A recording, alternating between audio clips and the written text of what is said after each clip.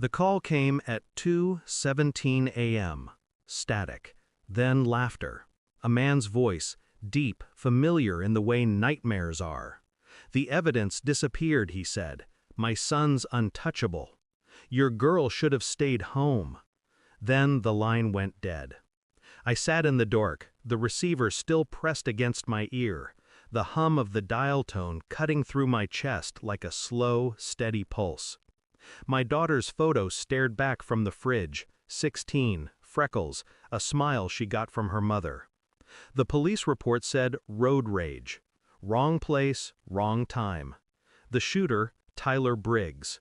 The police chief's son. Witnesses said he got out of his truck, aimed, and fired. He claimed self-defense. I'd seen that kind of lie before, in war zones, in interrogation rooms, but never in my own home. I poured whiskey into a coffee mug and stared at my reflection in the window.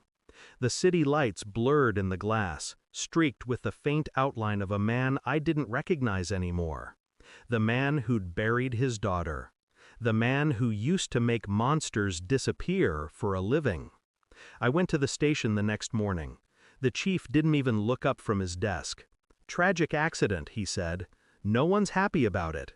His tone was rehearsed, a politician's grief. He smirked when he handed me the file.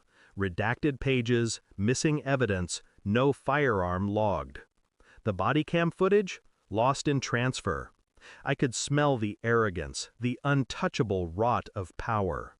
I'd seen warlords wear that same expression before, men who believed rules bent around their sons. When I stepped outside, the air tasted like rust. Tyler Briggs was free. He was drinking at bars, posting photos online. His father's shield wrapped him in immunity. My daughter's name was already fading from headlines. People told me to move on, to let the system work. But I'd been the system once. I knew exactly how it worked, and I knew how to break it.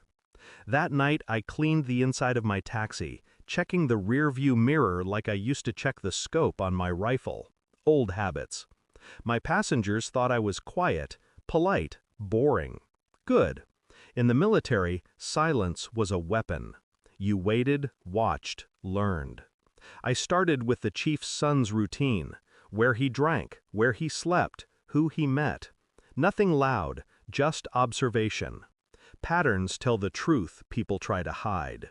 Then, one night, I made a call, not to the police, to someone else. A name from the old days, Ghost Team. Black Ops men who'd vanished off paper years ago.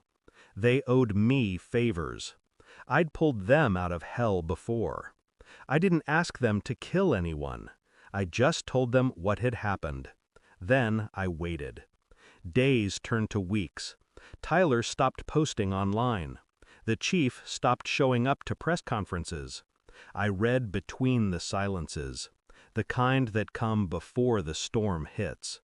Inside, I was calm, too calm, like the seconds before you pull the trigger and the world narrows into focus.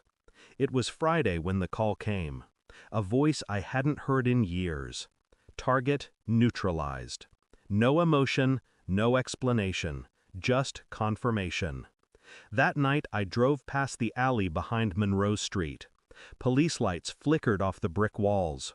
A body covered in plastic. The chief's son. Execution style. I didn't stop, just watched from the edge of the crowd. The chief stood near the tape, face pale, eyes hollow.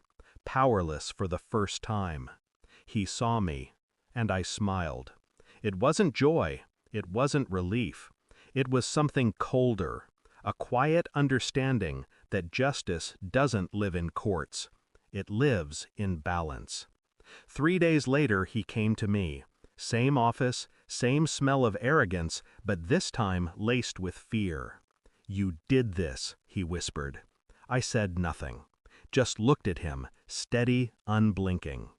"You think this fixes anything?" he said. "You think this brings her back?" "No," I said, "but it makes us even." He slammed his fists on the desk. Papers flew. The mask cracked, And I saw what he really was. Small, weak, desperate. I turned to leave. "Tell me what you did," he shouted. I paused at the door. "I didn't do anything," I said. "I just made a call." Then I walked out. They said the chief resigned a week later, couldn't handle the pressure. No charges, no investigation, just silence. That was fine. Justice doesn't always wear a badge. Sometimes it's just a father with nothing left to lose. Every night I still drive my taxi through the city.